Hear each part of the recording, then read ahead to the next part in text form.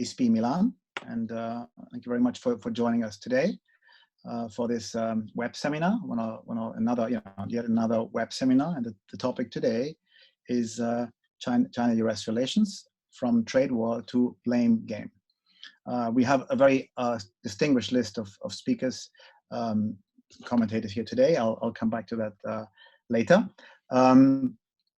We were very much looking forward to discussing the current state of US-China relations for the next 90 minutes or so. We will also then later after the short presentation, after the conversation between the experts, we will include also the general audience. So there will be questions addressed to the panelists, and we'll take the liberty to choose some of the questions and forward them to our speakers. Again, thank you very much for joining us today.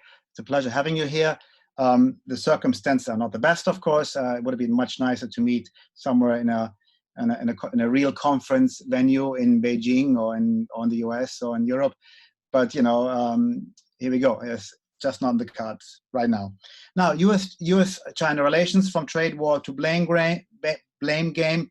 Probably should have been trade war and blame game, because the trade war, of course, is not over. So we haven't moved on anywhere. We're still in the middle of a trade war, I suppose. We have, if we understand this correctly, we will talk about this later today. We reached a US-China trade deal. We don't really know, at least I don't really know what that means, and I'm sure our speakers will shed some lights onto this as well later today. So phase one, where are we? What does that mean? And where do we move on from now, if we move on towards phase 2 or 3 or 4 of the elusive US-China trade deal? Where do we stand today? Very briefly, before I hand over to the speakers, we stand today on US-China relations today. Frankly, I really don't know, and who knows, where do we stand today? Because it is really a mixture of sound bites back and forth. Of course, all of this is led by US. The soundbite exchange is led by US President Donald Trump, as we all know. I think it's fair to say that the US policies towards Trump have been very incoherent, erratic. Monday, Donald Trump announcing to impose tariffs on Tuesday, taking it back and forth. So we don't really know what we would experience in terms of U.S. policies towards China in general, and U.S. trade policies towards China in particular. But I'm sure that's discussed. Frankly, I really don't know, because so much going on and so much unconfirmed information, so much tweeting, short messaging back and forth, that we don't really know where to look for coherence in U.S. policies towards China. As regards China, I'm not so sure either where we stand there today. Sure, there has been recently, because of the crisis, a lot of finger pointing towards China being responsible for the outbreak of the crisis, China having delayed the provision of information, China being guilty of not informing the rest of the world about the seriousness of the virus, so on and so forth. And China finding itself, whether this is for the right or wrong reason, I will not judge on this. I will leave this up to our panelists today. Finding itself in the middle of a lot of criticism, and this, of course, is shedding further doubt on whether the U.S. and China will move on, will make any move in terms of trade, whether we will move on to the next phase, and how this will look like, and how the current controversy, the current finger pointing will come the way. Last thing, well, if we want to shorten this discussion, we could say, well, we don't really know. I don't really know, so we should shorten it. We could call it a day. We have a drink, and we say we just wait until November. We just wait until the return of a normal U.S. foreign policy towards China. Let's be hopeful, okay? And there you see where I stand on this, and let's hope Donald Trump will not be reelected, and Joe Biden will be elected, and then we will see a return of normality in terms of U.S.-China policies, and then we see what happens. Then we see whether there will be a trade deal. Then we'll see whether there will be, a more coherent, less erratic U.S. foreign policy towards China, right? So we might as well say we will sit this out. We will hope for the best over the next couple of months, and we'll hope that November things will change fundamentally. But still, it's a long way to go. We are only at the end of May. We are in the middle of a crisis, so we still have a lot of days, which are open for surprises, which are open for new initiatives, for new arguments, so on and so forth. So I don't really know what will happen in the weeks ahead. Probably nobody will know, but maybe we will be a bit more smarter after today's discussion. If you agree, we would move on to our first speaker, David Dollar, Senior Fellow at the John L. Thornton China Center at Brookings. Brookings, of course, we all know what Brookings is. It's a world-class think tank in the US. And David, very, very big thank you to you for joining us today. And I would go straight on the matter. I would pose the first question to you, and I would like you to ask it very briefly, 4 to 5 minutes, and then we move down the list. Okay. The first question is, does the phase 1 deal between China and the US still matter now during the pandemic, and will it matter after the pandemic? Where do we stand? And is phase 1 off the table, on the table? What is going to come out of this in the weeks and months ahead, you think? Thank you. Thank you, and really a great pleasure to join. The short answer to your question is no, the phase 1 trade deal is not really relevant anymore. Let me just make 3 quick points. First, the U.S. does have legitimate trade issues with China concerning market access and China opening up to the same standard as other large economies.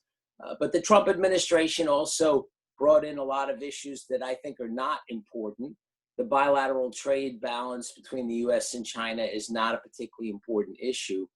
The phase 1 deal combined some structural moves on China's part with very, very ambitious targets for China to purchase more from the U.S. over the next 2 years. And it was never likely that that would be met because it required the U.S. to increase exports to China by 40% in 2020 and another 40% on top of that in 2021. And we don't normally see macro variables grow like that. So phase 1 deal was never very realistic. Second, the virus makes the phase 1 deal pretty much impossible. So the first quarter of 2020, U.S.-China trade went in exactly the opposite direction from what was envisaged in the trade deal. U.S. exports to China dropped very significantly, I think 25% down relative to the 2017 benchmark. So instead of 40% up, we went 25% down. Pretty hard to turn that around. And if you look at the specifics of the deal, most economists, we never liked this notion of managed trade. China was supposed to buy $50 billion of energy from the United States, but with the collapse of the oil price, the U.S. industry shutting down, the U.S. industry doesn't want to sell to China at $25 a barrel for oil. Or services, we were supposed to export, I believe, 40 billion additional in services. What are those? That's mostly Chinese students coming to American universities, Chinese tourists coming to the U.S. That's all been stopped essentially because of U.S. travel policy. So when you look into the details, most of what's in that phase 1 agreement cannot be realized. And then the final point I'll make in this brief introduction is the U.S. could recognize the reality that the virus has caused a terrible recession in both China and the U.S., but the political imperative is going to be for President Trump to run against China. The virus has had a devastating effect on the U.S. economy. Unemployment will be up over 20%. This is like nothing we've seen since the Great Depression. And normally this would undermine the chance of a president to be reelected. And you certainly see that reflected to some extent in polls and other analyses. But probably President Trump's best bet is to run aggressively against China. His top people were on TV in the United States, these Sunday morning talk shows, hammering away at this idea that China released the virus on the world. Part of the conspiracy thinking in the US is some groups believe China did this deliberately. American attitude toward China has turned very negative, with 2/3 of people having an unfavorable view of China. And so the best bet for the president is to really push hard on this idea that it's all China's fault. It's not the Trump administration's fault. Last thing I'll say on this is there was an academic study that just came out that if the US had just responded 2 weeks earlier, about 85% of the deaths could have been prevented. As of right now, that would be about 85,000 unnecessary deaths because the US response was very, very slow. So that's the competing narrative. Okay. Is it mostly the blame of the Trump administration, or is it mostly the blame going to the Xi Jinping administration? Okay, all right. Thank you very much, David. Okay, thank you very much for being so brief and so good. So a lot of very realistic, I'd say, a realistic assessment of the current state of phase one of this or so-called phase one of the trade deal.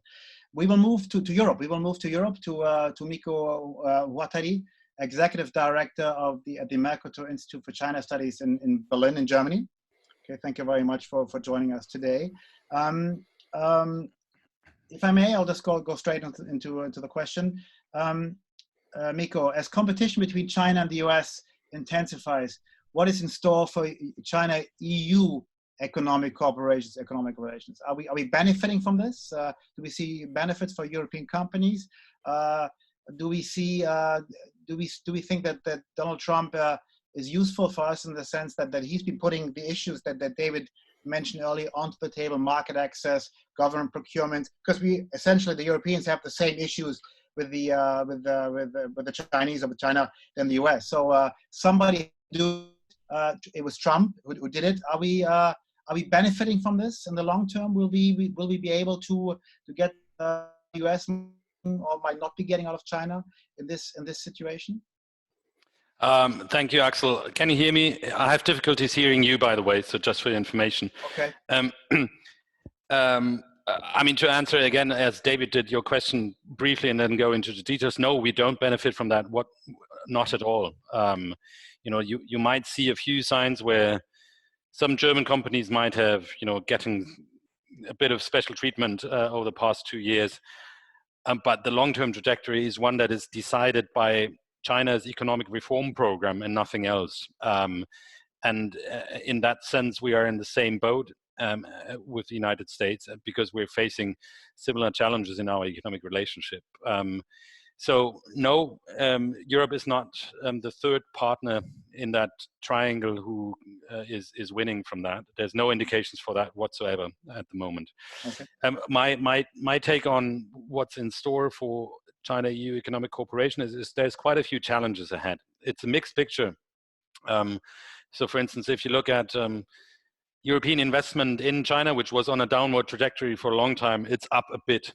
So it's not that bad as you might think. At the same time, as I said, I think what really matters is prospects for reforms in China, and we have our own negotiations, as you're well aware of, with regard to an agreement on investment that we all would love to see by the end of this year. And we've seen some signals, some bridges built by the recent statements in the NPC. Also, Wang Yi came out recently again, once more saying, look, Europe, we're working on this. But if you look at the actual negotiation track record and where we stand at the moment, I consider it extremely unlikely that we would be getting there towards the end of the year. And there's one very simple reason for that. China is not ready and not willing to engage in exactly that type of reform that would be required. And in that sense, we are running against the same walls as the Americans are running. And that's related to market access. And it's maybe even more entrenched and difficult, the question of fair competition with SOEs in the Chinese marketplace. And if you read carefully the recent negotiation documents that have been made public, and that's confirmed internally also, we're really not making a lot of progress on these two issues. So, this is challenges remain high: market access, SOE preferential treatment, sustainability, etc. I don't expect that negotiations will sail smoothly. But what's probably more important in the next few months and years ahead is to what extent Europeans will pursue a rethinking of Europe's interdependencies with China. And I think that the answer to that is we're certainly not in the all-out decoupling camp, but you have very strong proponents these days who would argue that we need also a rethinking of our risks with regard to, for instance, essential inputs, strategic assets, etc., PPE goods.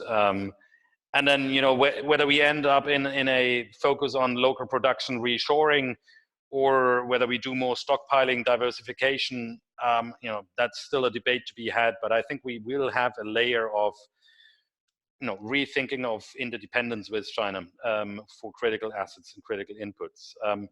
In addition to that, I think the jury is still out. Many Europeans are looking at political risk in the China business, and they have to, and that's related to the trade deal uncertainty. It's related to export controls being ramped up.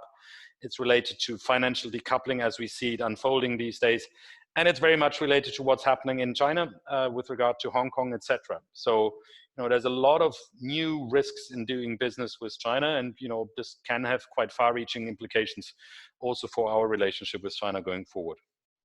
Sure. Thank you very much, Miko. Sure, and repercussions. The Europeans might be thinking about investing and assembling somewhere else. I mean, this is already going on. Of course, the situation in Hong Kong and what China has been doing or is doing in Hong Kong, the sort of interference that was not supposed to be taking place until 2047 is not helping. The one thing before turning over to Françoise is that we a couple of months ago, 6 months ago roughly, we had at ISPI Milan, we had the Chinese chief negotiator for this, or one of the chief negotiators for this bilateral trade deal, and he sounded very optimistic. He said, no, it's all good. It's all we are almost there. We've been discussing. Yeah, you're laughing. It's we've been discussing for 6 years.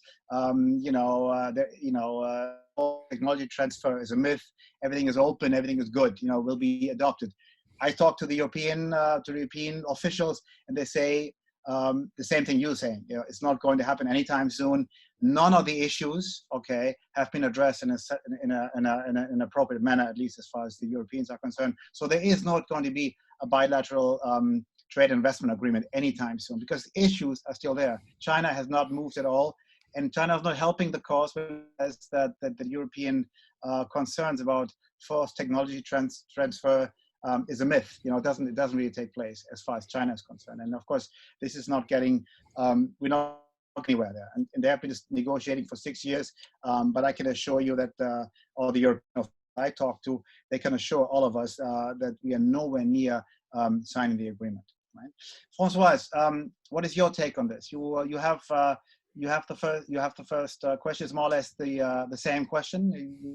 Your take on this, on the China-EU economic investment economic cooperation agenda, please. Well, good afternoon, everybody. Well, I'm afraid I will very much concur with what Miko has been saying. Well, to begin with, let me get something straight. I mean, this agreement that the EU and China are discussing, it is supposed to be, well, it's called bilateral investment agreement, but actually it's not about investment only. I mean, it's not a classical or standard investment agreement. It's about market access as well, which is a big issue for the EU. And on this specific point, the EU is exactly in the same situation as the US. And as David Dorr said earlier, well, the EU has legitimate trade issues with China exactly in the same way as the US. And so on this specific point, I guess that, well, the EU is quite happy that the US is so aggressive vis-a-vis China. We're kind of, taking advantage of this aggressiveness on the part of the US. And if the US can get something, we just hope to also get something out of this, this bilateral relation. But anyway, the situation right now, as far as this bilateral agreement is concerned, is much worse than it was a couple of months ago. I agree with you that we were never very close to a deal. it is a very complicated story. It is a very complicated negotiation. It is not only about investment, as I said earlier, it's also about trade, and there are many sticking points.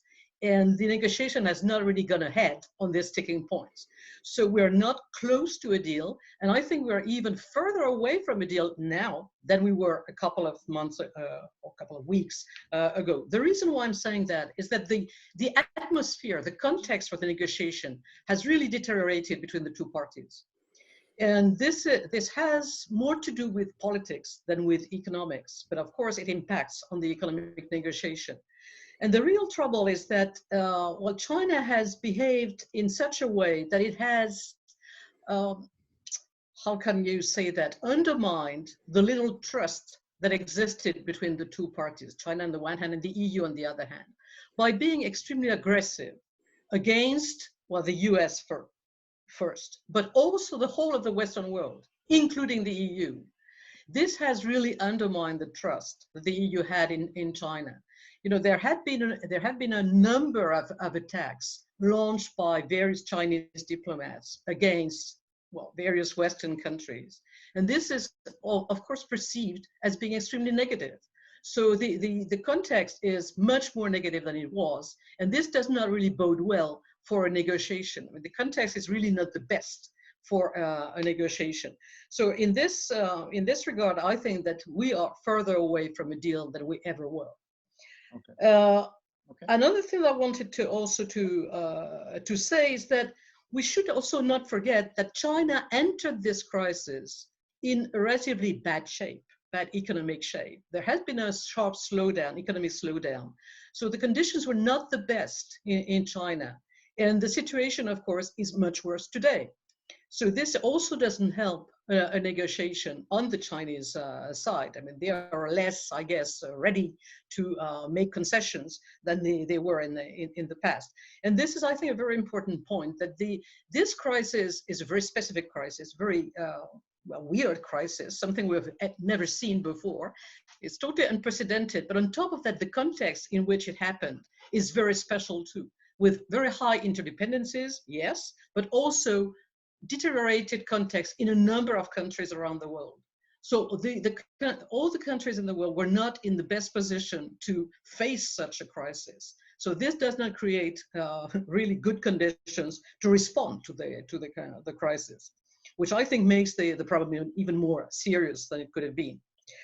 Okay, well, I guess I'll stop here for this first question. But on the whole, I just agree with Miko that we are not close to a deal, and we are not in the best situation to discuss further. Thank you. Says Françoise Nicolas, I forgot to introduce you, the director of the Center for Asian Studies at ISPI, Institut Français de Relations Internationales in Paris. Thank you very much for your input. Maybe we can also talk about this later. I mean, we talked about, who's taking advantage of whom, of what. Is you think, I mean, maybe that's a question we can put out there. Is China taking advantage of the crisis as well? Look at Hong Kong, doing things that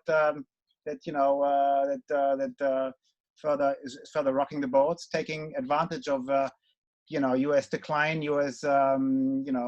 Decreased influence, European weakness, and the Chinese side. Doing things in Hong Kong that were not supposed to be taking place, as I said earlier, until 2047. Look at the South China Sea. China being active there again. Is China taking advantage of the crisis? Is China? Who knows? I mean, that's.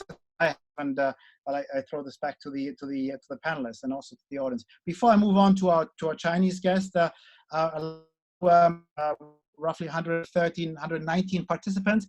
Dear participants, hello, welcome everybody. If you have any questions, please start posing them now in the chat room. Of course, we cannot answer all the questions, but I'll take the liberty to choose some of them. So please fire away. Last but not least, Henry Wang, the president of the Center for China and Globalization in Beijing, China. Thank you very much for tuning in. It's very late, and it's 9 o'clock in the evening. Well, it's not very late. It's 9 o'clock in the evening. You're still up. Thank you for joining us. Over to you. After the COVID-19 outbreak, do you foresee phase 2, 3, 4 in the trade deal? Are you less pessimistic than Miko and David and Francois? Are we making headway? Is there still hope? You know, as regards progress on the US-China trade deal agenda, or are we heading into stalemate? Over to you, Professor Wang. Great, thank you, Axel, and also fellow dear participants, but also distinguished panelists that I'm enjoying the same panel. I think you have put a very good question. Actually, I also hear what David has been saying, that the phase 1 from the US analysis, which I think also to some extent quite accurate. But what I would like to say is that actually this trade relation actually started by President Trump since he came to the office shortly after his first visit to China, when he was the president, when the election. So what I think that the trade relation actually in the normal last 4 decades was actually pretty good. We had very good bilateral trade investment, and there are 70,000 US companies set up operations in China. They generate $700 to $900 billion revenues, much larger than the so-called trade deficit. China become the largest market for Apple, outside US, and the GM sells more car in China than the United States. Of course, many examples like that. So, but also what China has actually supplied US with very competitive and high quality, better quality products, and kept US inflation low, probably below 2% for the last 2 or 3 decades. So we have many benefits, but I think the narrative wasn't really great. And then President Trump took that because he came to the office is bashing China. And then so he continued that policy, and that probably will continue to do so, as David Dollar has mentioned. What I think now is that for the phase 1, I mean, China is quite accommodating. China has been there again and again. Vice Premier Liu took the delegation again and again. I was in Washington last May when President Trump put the trigger again, and then started the trade escalation again. So what I think now, finally we got this deal. I think this deal is really it's really a truce, and also it's a ceasefire, and it's really let's get down to some business, because that's really originally the hope. I think that's still the Chinese hope. I mean, China still emphasized the phase 1. Now they continue to try to do it, and then they actually purchased a lot of agricultural product. Given such a difficult circumstances, China has already purchased over $5 billion US agricultural product. And we see that Vice Premier Liu has actually phoned to Lighthizer again recently to continue the talk. And I was very pleased to see in the Premier Li Keqiang's working report in the National People's Congress just 2 days ago, he has put that continue to work out with US for phase 1 is there. It's stipulated in a government report. So it shows that China is still willing to accommodate and then trying to do that. So I think that whether there's going to be phase 2, phase 3, phase 4, it's totally up to the US, probably to President Trump. China has opened up its financial market. I mean, since this year, the financial market is going to be widely open now, and whereas US is tightening the financial market and then coming out some new regulations against Chinese companies. So I think that we have seen a lot of things are starting up by the US now, shows that there's a huge mistrust and also non-confidence of Europe. I think that's really not good. And what I foresee for whether they're going to be phase 1 or phase 2, phase 3, phase 4 is really up to the both US and China. I think from China's point of view, China is still welcome foreign investment. Like Tesla is running its new product line. It's totally open now in China. We see Honeywell just recently opened its new economy head office in China, in Wuhan actually. So you see a lot of US companies still very active moving to China. And then what's more is that we see Premier Li Keqiang was mentioning China going to continue to narrow down the negative list. originally from 130 something now to 37. So they continue to do that. And also they're going to continue to open and wide open. So I have more free trade zone, so that welcome for investment. I think finally, if we can really see how the future lies is as David and also other panelists have said, this pandemic actually, put the world, shut down the world economy. Basically, we are all struggling from this unprecedented crisis that not caused by human nature, but by the nature, by the other forces. It's a best occasion for us to unite.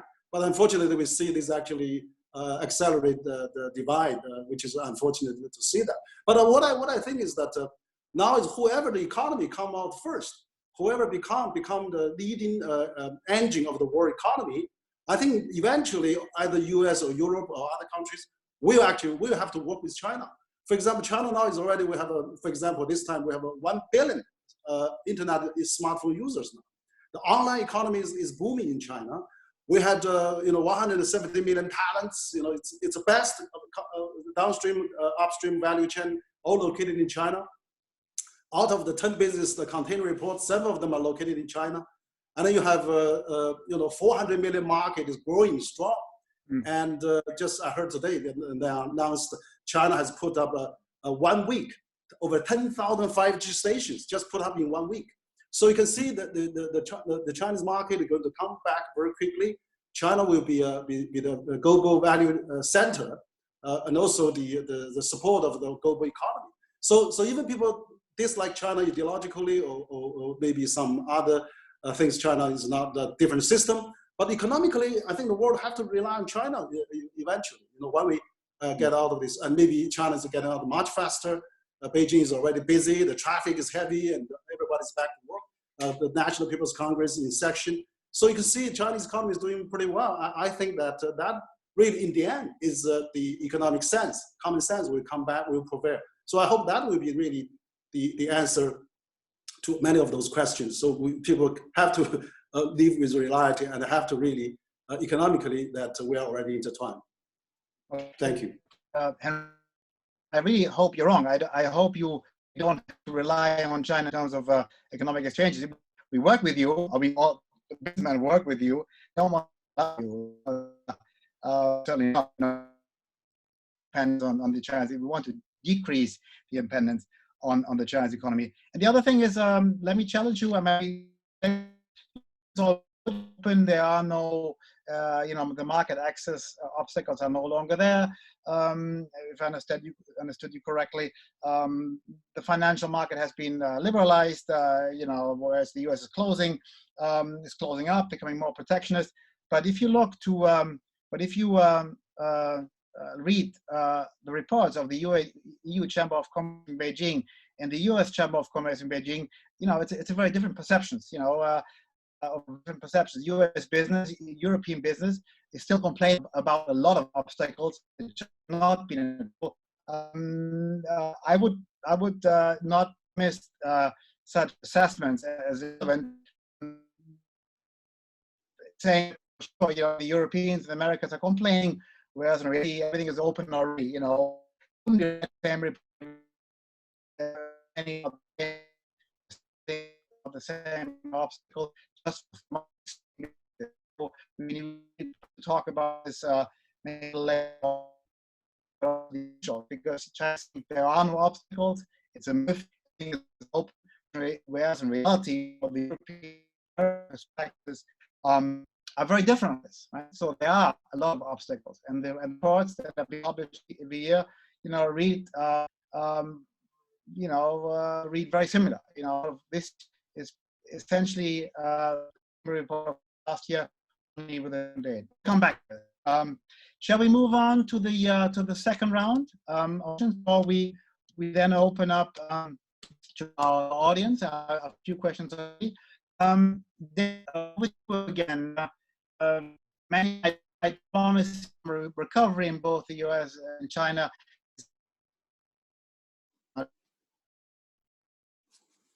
But what about presidential elections? How is that going to impact from a Chinese perspective?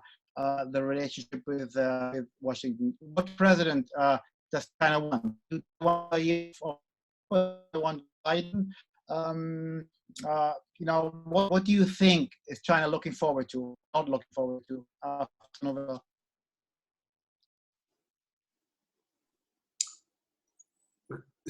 Can I start? No, it's over to David. Oh, David, okay. Yeah, please. Yeah. Thank you, Axel. I think it's a mistake to think that if Joe Biden wins, that the U.S. relations will go back to the way it was with China during Obama's administration. You know, a number of things have changed. U.S. attitudes toward China have hardened. What's happening in Hong Kong right now, for example, or Xinjiang. So I think it's not correct to think we're just going to erase the 4 years of the Trump presidency. But having said that, it will be a very, very important difference if Biden wins, because Biden is really an internationalist. He will bring the United States back into the Paris Accord, for example, probably the Iran deal in the UN, some version of that will be resurrected. He'll recommit to the World Health Organization. So I think the best hope for U.S.-China relations is that the imperative for these two to work together on global public goods. I've argued for a while that the economic issues are actually not as important as the global issues as I see it. Climate change, nuclear non-proliferation, pandemics. You could argue that the free trade system is also a global public good. So it is important. It'd be good if we could get the US and China and Europe on the same page in terms of what are the standards for trade and investment openness. But I actually, even though I'm an economist, I think those other issues I mentioned are more important. I think a Biden administration would put a lot of emphasis on the global public goods, getting back into the international organizations, working multilaterally with Europe, Australia, Japan, others, and that includes China. So I think it would be a much more stable relationship between the US and China. And I think that is a better environment to deal with some of these economic issues. As I said, they're not the most important issues, but they are. I started all of this, my first intervention by saying there are real trade issues between the US and China. And I think if we're working together on global public goods, we'll have a better foundation for dealing with those issues. Okay, thank you very much. Because to bring you into the discussion again, what kind of president do you want, Henry? You want Trump or do you want Joe Biden? It's not your choice really, but what would you prefer? Okay, you have to turn your microphone on. Okay, we're waiting for. Okay. Okay. Yeah. Thank you. No, I think you raised a very interesting question. That it's not either or. I think it's President Trump seems at the beginning is pro-business. He likes the trade deal. He really think of having tried to make more deals for the U.S. and from U.S. business. But now he seems toppled his traditional line. For the past 3 years, he's now. Seems don't care about trade. So it's hard to predict. But I think what I agree with David said, Joe Biden would probably more put U.S. back into international community driver's seat, and then trying to come back to Paris Accord. We'll come back to TPP. We'll resume the Iran deal, and probably we'll talk with China in a more multilateral setting. Which is good. I think China likes that. China would be interested to promote multilateralism. China would like to work in a multilateral environment, with EU, with Japan, Canada, Australia, and the United Nations, particularly WTO reform. So I think if a president, if a president elect Biden would have or candidate Biden have that kind of thinking. You probably, at least on the multilateralism, there will be more language. Probably China has more language with President Trump on the trade issues, if President Trump continues that thinking. But otherwise, we'll see different President Trump again. But what I think, if Biden comes back to the multilateral setting, China is really for globalization. I mean, 8 years ago, China was not really for globalization, was not to pursue multilateralism. Now China is a firm believer in multilateralism, in globalization. So I think in that sense, there could be some common language. But of course, ideologically, how the governance is run, how the country is run, there's always differences. But then let's see the results. Let's see the performance. Regardless, it's not the end of history. You know, we should see the performance of a different government and then see the results, whether people are happy or not, whether living standards are improved. You know, those are probably bottom line in the end. So I think let's have a peaceful competition rather than prejudged by, you know, you have a wrong value, we have a correct value, and everybody should under united with one value or one system. So that's probably the challenge and differences China and the US will continue to have for many years to come. Okay, thank you very much. Okay, can you hear me again? Okay, I'll turn off my video. Hopefully the quality has improved. Okay, sorry about this, this technical difficulties. François, what is your take on this? What is your take on the Trump presidency and China and the future of it, and anything else you want to add to the previous discussion? The floor is yours again, François. Yeah, well, I won't be voting in the US, so you know what I'm going to say won't really matter. But I think the EU will be much more favorable to Joe Biden as a president than Donald Trump. The reason being that the style will be different. The line may not be all that different, and this is something that we should really be aware of. The US realizes that, well, China is a big rival and China has to be dealt with. And it has to be dealt with in a firm way. And on this point, I guess that there is, you know, bipartisan convergence of views.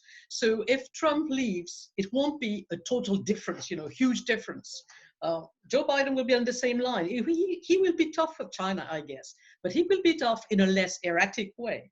So he will be pushing for, you know, reciprocity. And on this specific point, well, the EU is exactly on the same page, on the same line. So I guess that from an EU perspective, it will be much better to have somebody in the White House who can talk in a decent way, but in a tough way, tough and firm way to China. In this way, we would be aligned with the US, so that would help the EU. Right now, where the EU is a bit isolated, because we're trying to talk tough to China, but we are not helped. We're not being helped by the US, which is, you know, behaving in a very erratic way. And this really doesn't help. So I guess from this perspective, Joe Biden in the White House would be much, much better than the Donald Trump #2. That's one first thing. Are we supposed to talk about decoupling as well, Yes, or not yet? Or later on? Yes, later on, maybe we come back to later on.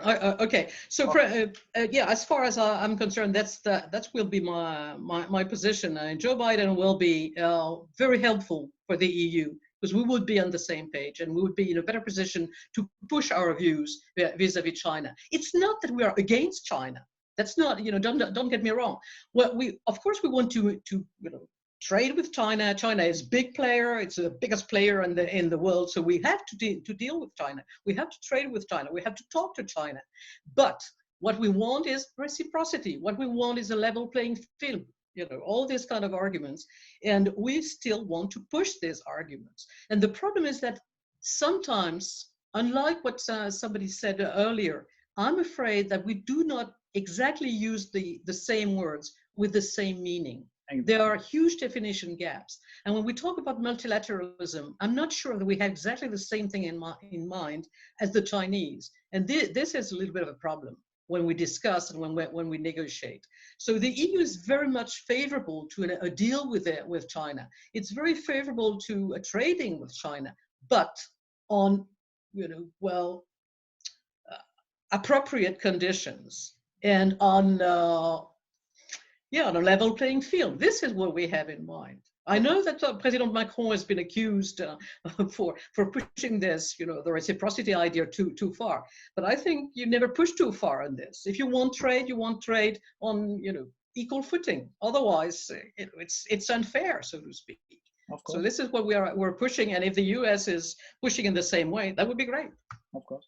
François, thank you very much. And I'll pass on to Miko right away, because you, and you said this a couple of times, reciprocity. When I spoke, and I wanted to hear what Miko has to say on this, about on reciprocity, and maybe François, you have the same experience. The Chinese interlocutors I talked to, A, they had no idea about what I was talking about, and B, it's a totally different definition in China. And by the way, everything is everything is going okay anyway, because the Europeans and the Americans can undertake the same kind of investments in China than the other way around, which de facto is really not true. There is no level playing field, there is no reciprocity, and it has nothing to do with China bashing or trying to keep China down. It's just the facts, or not. Miko, what do you have to say on this? Thank you, Axel. I mean, facts are facts, right? I mean, first of all, let's recognize Europeans have been doing tremendous business in China, and they will continue to do that, as have Americans. So obviously, China was a place to do business and continues to be one. Now, how does that square with the fact that China is one of the most closed economies worldwide? And you can use, again, factual indicators. Obviously, Professor Wang will tell us about the fact that China is going to continue to open in the financial sector, et cetera, et cetera. But if you compare it to OECD standards, and these are the standards that we should be using, China is in many ways an extremely closed economy that is hard to do business in. And that's just reality, and we have to talk openly about it.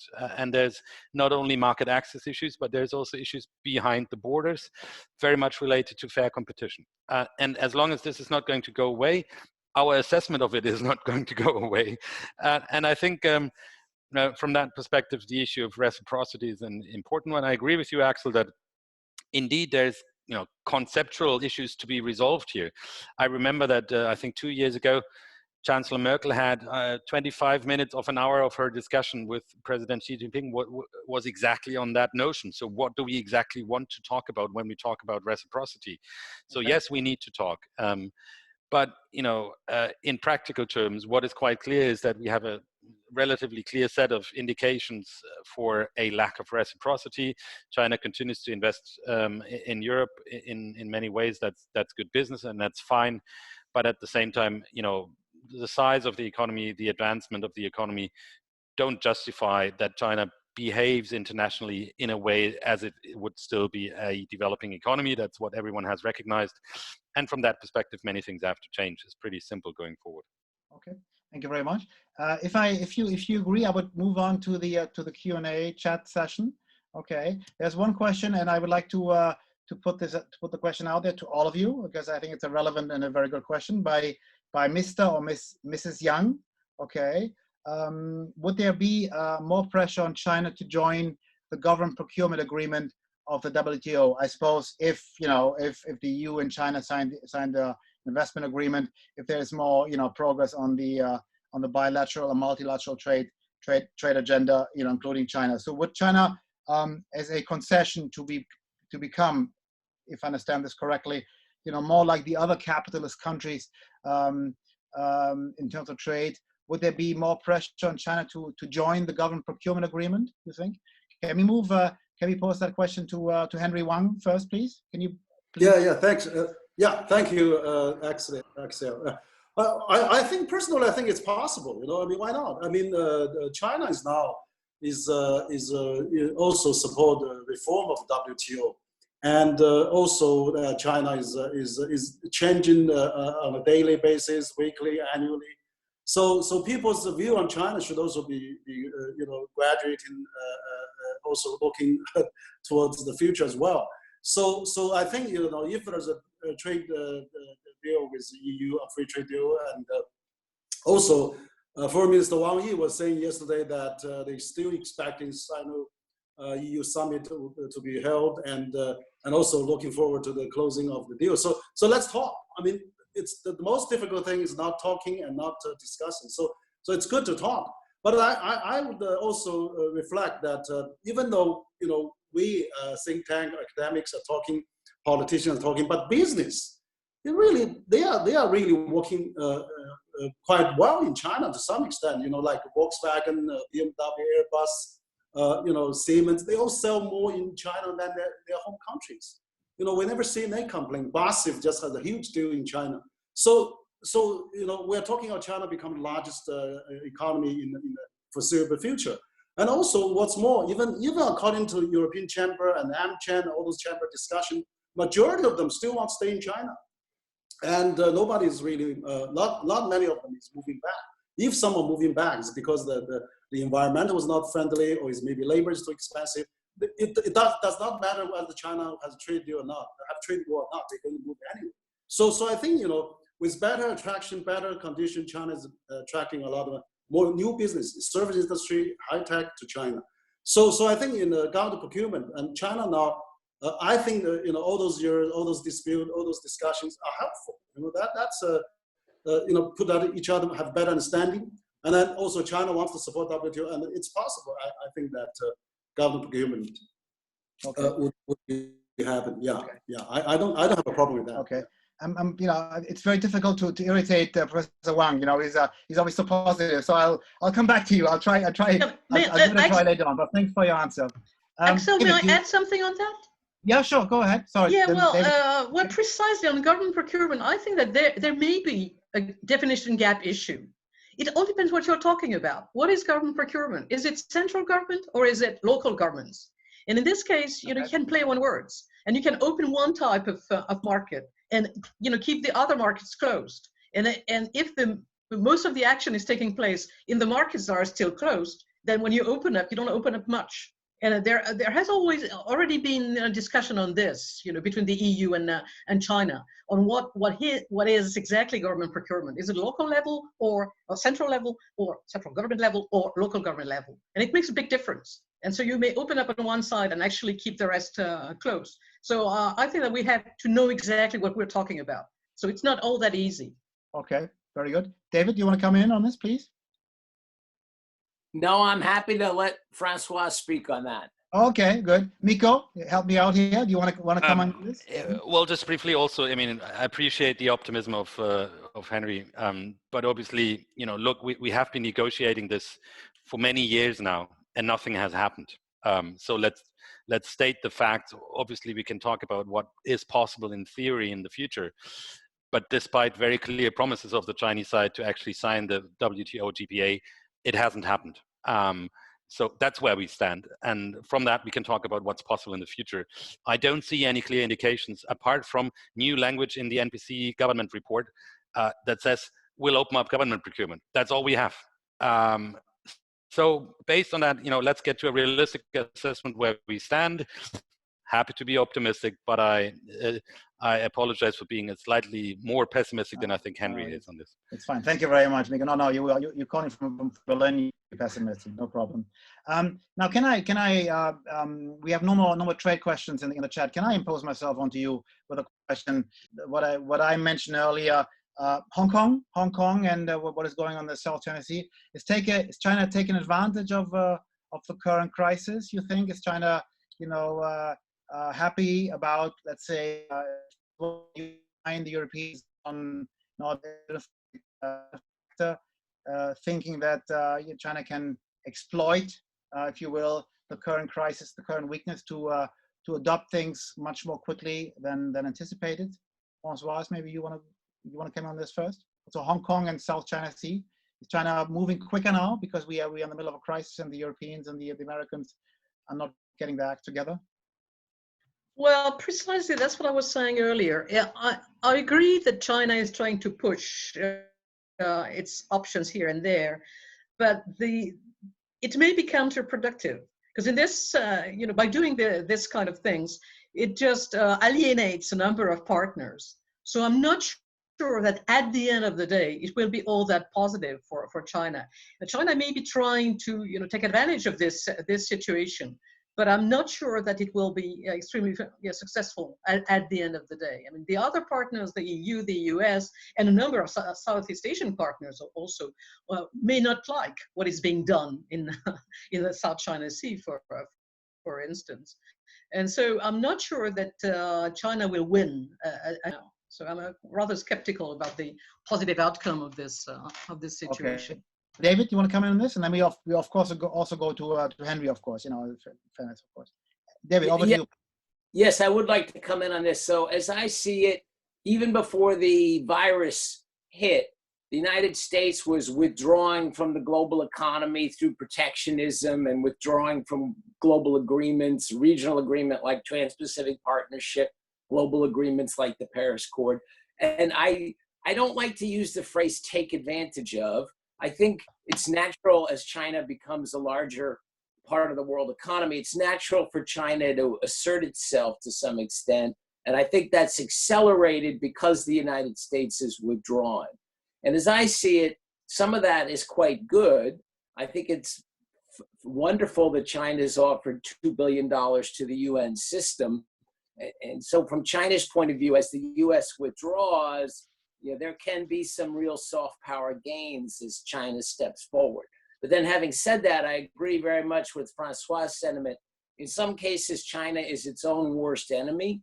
So what it's doing with neighbors like Vietnam and Malaysia in the South China Sea, that's just raising all kinds of worries about China. What's happening in Hong Kong, there was basically an agreement, the basic law supposed to be in place till 2047. Beijing seems to be walking away from that. So that, you know, that definitely undermines China's soft power. So I see it as a complex picture. When I see this hostile criticism in the Western press, I think that's often overdone because a lot of what China's doing around the world is quite good. On the other hand, definitely we see cases of Chinese success, and that's not good for the world. And I think basically it's not good for China. Okay, thank you very much.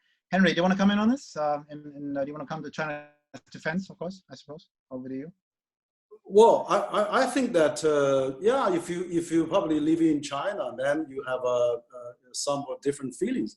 Because look at, just for example, Hong Kong. I mean, Hong Kong has been handed over 1997, 23 years ago. Basically, China has kept Hong Kong pretty much alone. And then Hong Kong has been prosperous and the economy has grew and things like you know, stability is there and people still enjoying their own much of the freedom in the system. But unfortunately, you know, for the last several years, we see that Hong Kong, you know, very small group of people in Hong Kong, but then, you know, really seeking Hong Kong independence. And then we see this really getting out of control. We understand there's a problem of young people, you know, maybe anger, not having a bright future, not having a good job prospect. But that's probably the way to get out of that is really to maybe more seeking opportunity in the Great Bay Area. You know, we can have more opportunity working there and then have more access to the market, more startups, even an apartment open to them. They can settle down there, marry and raise family. So there could be many ways out of that. But unfortunately, we see, you know, people really getting very violent and a lot of riots and, you know, basically Hong Kong is finished. You know, if there's continuous violence in Hong Kong and then there's no order, you know, pulling the gasoline on people, light people up, and then hit everybody, it's really no order. You know, then that scared all the mainland tourism to Hong Kong. Used to be several million, 7 million, 10 million mainland tourists flooded Hong Kong, supported Hong Kong, and then many Chinese companies invested in Hong Kong. 80% of Hong Kong listed companies are from mainland. So basically it was mainland, you know, supported Hong Kong prosperity. So if they really make Hong Kong a dead Hong Kong, that's really, you know, for the no future, for this kind of a critical time. And then there's already many people started to demonstrate riots again, seeking independence. You know, that's never heard of, you know, before. So that's really, yeah. I think you have to, you know, you can't go to extreme. If people get independence in some part of Spain, you know, you see people get sentenced as well. So I think, you know, it's really the government has to take some actions. But you know, the National People's Congress has the authority, according to the basic law, to have some, you know, for national security to issue something. So it's basically to maintain the prosperity and stability, so that people from mainland can tour there again, students can study in Hong Kong again, business can invest in Hong Kong again, company can list on. So Hong Kong livelihood can really be improved, and then young people from Hong Kong can work in the Great Bay Area, and then we can see the integration of another big Silicon Valley in the Great Bay. So I think if we don't have the stability and security. If it's violent, if it's demonstrating year after year, we're going to finish that. So I think probably we have to consider all those elements. That I think the central government is really wants to have a peaceful and stable Hong Kong, and for the young people of Hong Kong and for the future of Hong Kong. I think the government is still committed on the one country, two system. Just for the national security, we don't want too much violence in Hong Kong. We don't want the demonstrations throwing the, the Hong Kong police is quite also be really busy for over a year now. So I think that we really need to calm down the situation. And then a lot of people also calling for the stability and the security. So I think that's needed to have a prosperous, maintain its unique position of Hong Kong. Okay. Of course, if you turn this around, Henry, if you turn this around, you could say, well, the law, the national security law that has been implemented or will be implemented now has been inciting violence. So it's counterproductive. So the kind of violence you don't see, you will see now, or we are already seeing because of the national security law, number one. And the second issue, of course, and here I'll come in myself with my own assessment of this, is that you're saying the NPC has the right to adopt such a law, but there are many people who would say no, that is exactly the kind of political interference that China was not supposed to be having until 2047. So sure, the National People's Congress would say we have the right to intervene. Sorry, that we have the right to intervene, and it's in our basic right. But of course, large parts of the community, the national community would argue the very opposite, or not. Go ahead. Yeah, please go ahead. Yeah, just one sentence. National security and foreign policy is always the central government jurisdiction. So they can intervene if it involves national security and diplomacy. And also, Hong Kong is part of China, so it's still, okay. It's one country, but no longer two systems. I mean, let's be clear. So that is one country and not two systems. So it's one country, one system. No, the system is still there. It's just the national security and diplomacy. That was stipulated at the 97 agreement that central government has the authority on those two issues. Okay. That's why they had the troops stationed in Hong Kong. I mean, that's why they had the diplomacy that represented by the central government. That's two fronts. Okay. So, okay. All right. I'm sure we'll come back to this in a different form, but thanks for this. I appreciate this. There's one question to Françoise. Françoise, you hear me okay? Why are there gaps? I try to translate this. Why are there gaps in definitions, in definitions how one defines reciprocity, WTO standards? You think there are cultural differences or linguistic, semantic differences, or is China pretending not to understand what we're talking about in terms of international trade language? What do you think?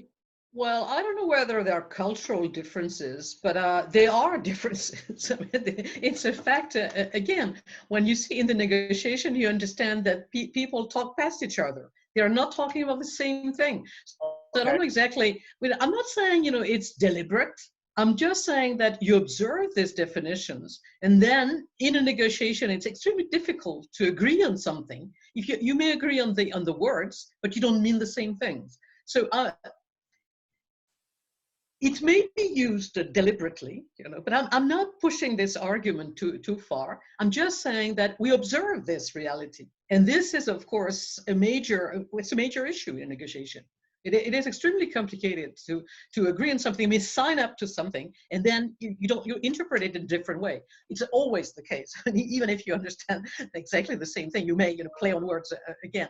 But with China, I'm afraid that the differences are much deeper.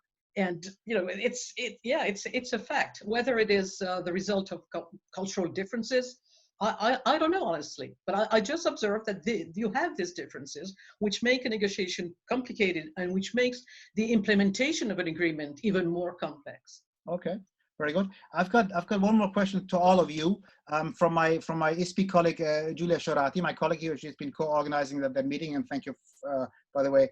Thank you very much for this. She's asking, do you all think that the vaccine to fight against COVID-19 will become a strategic tool through which a nation affirms its power? So in other words, will China or whoever arrives first, China or the US or the Europeans, will they be tempted to use a vaccine, which there is of course none yet, but will this become a political tool to assert certain positions? Miko, what do you think? Is that, or are we seeing a conspiracy already here? Is that are we all interested in global well-being, or is some countries are going to use the vaccine as a political tool, you think? You know, again, it's not my assessment. It's a question I have, or we have. Axel, I think the reality is that everything is getting politicized these days, and it will be like this in the future.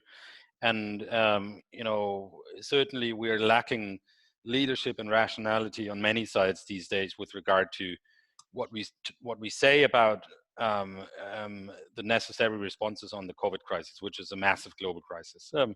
You know, Borrell, the EU foreign policy chief, is right to say this is also about a battle of narratives, and you know, we need to get smarter. It's about how things are being received, and not only what you actually do.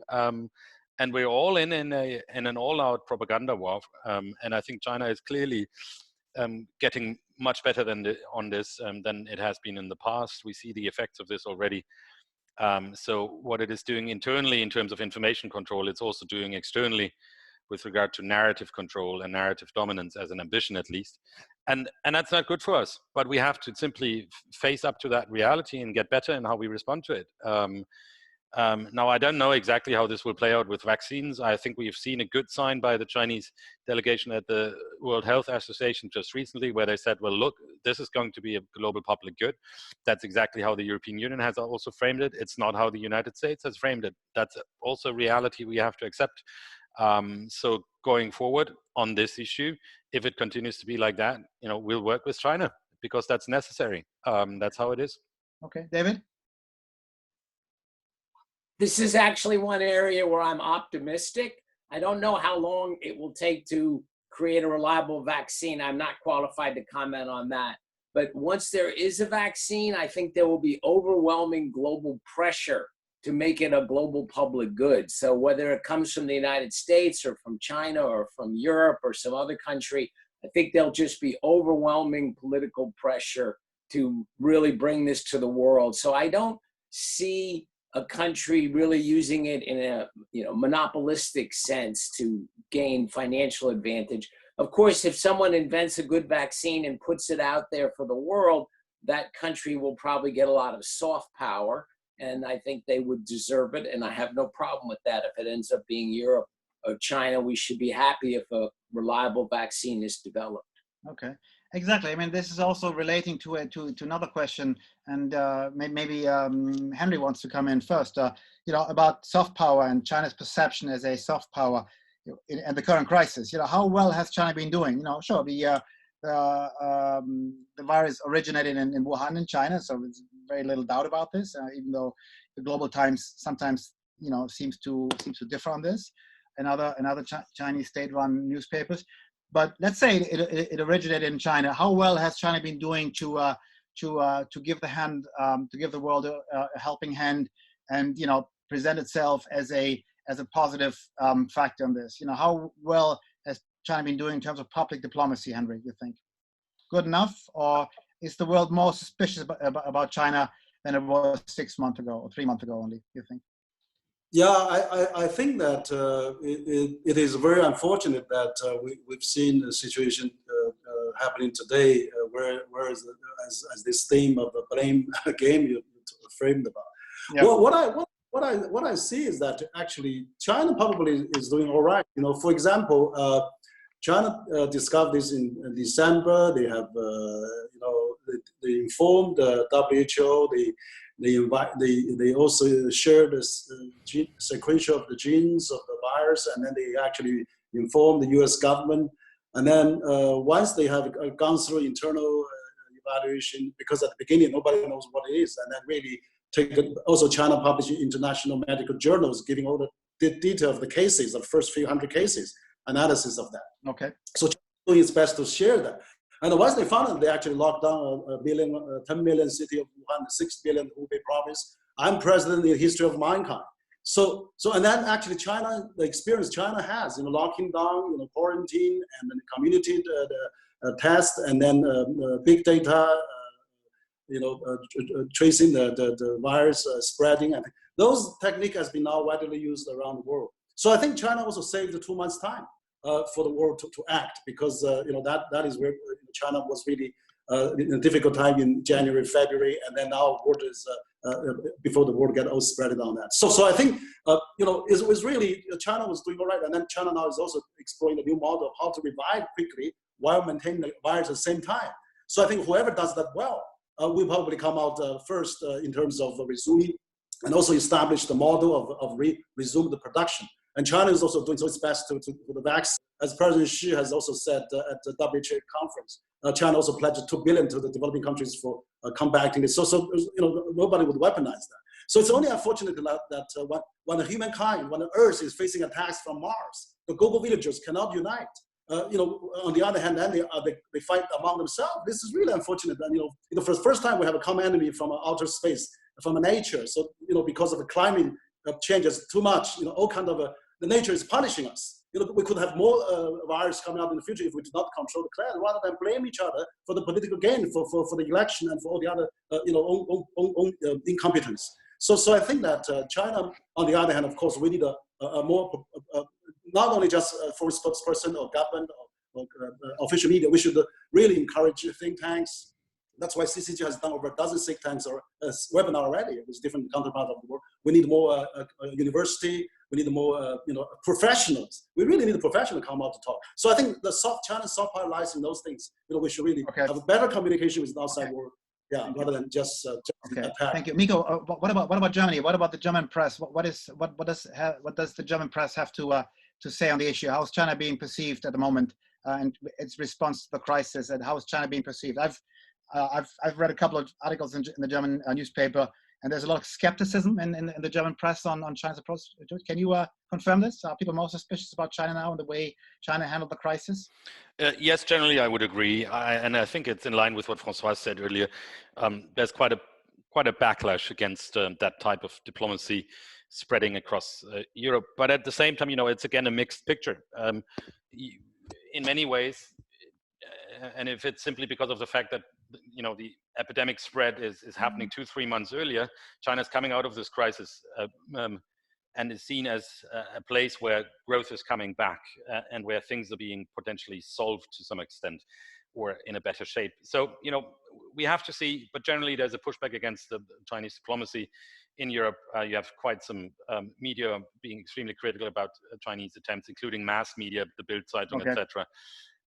But also, as in Italy, you have surveys that point to a different reality, which is, compared to the US, China's position looks quite well.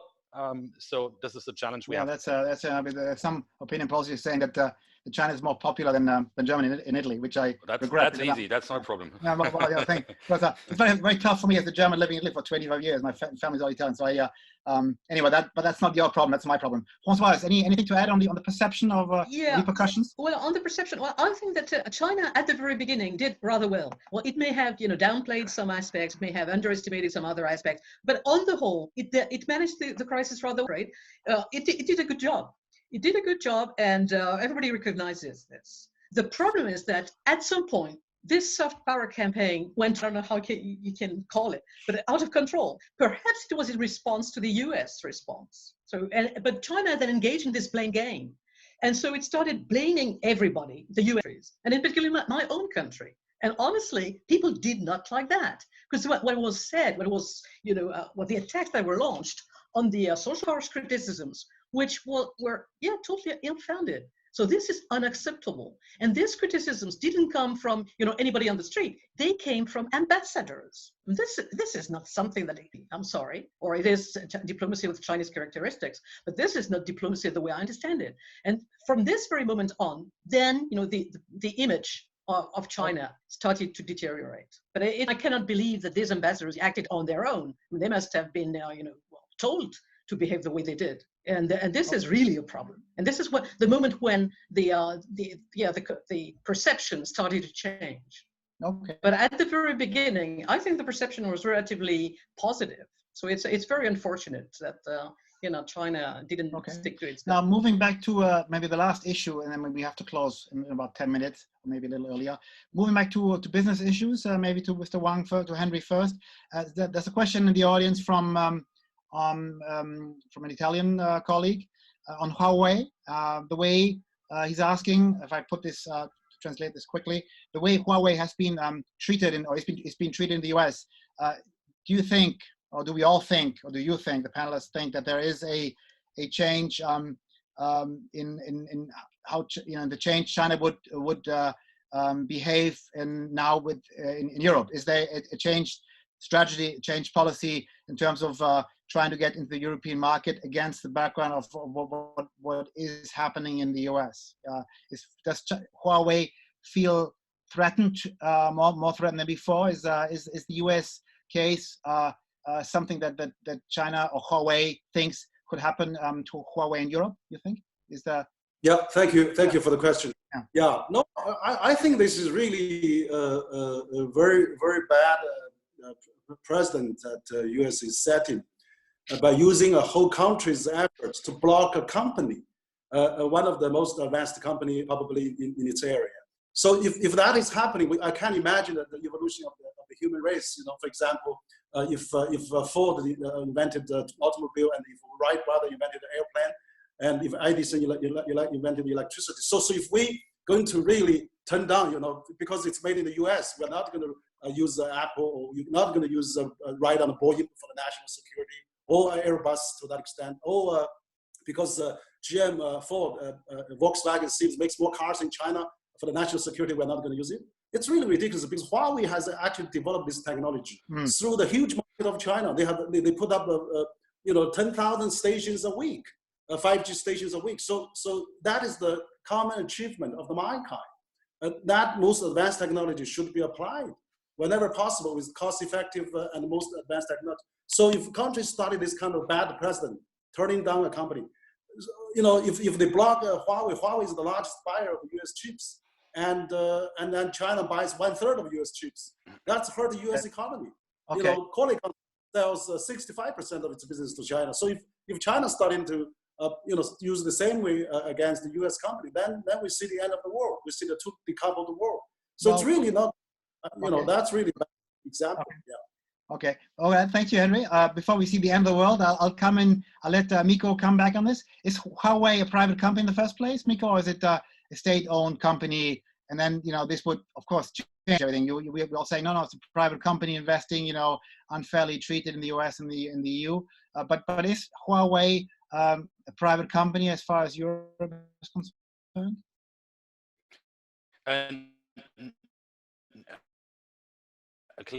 Clearly not. I mean, it is a company that is back home.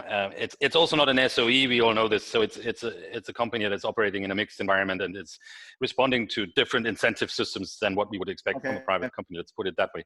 But Henry, again, I appreciate the frankness of our conversation here. But can we just agree that there's a big difference between 5G and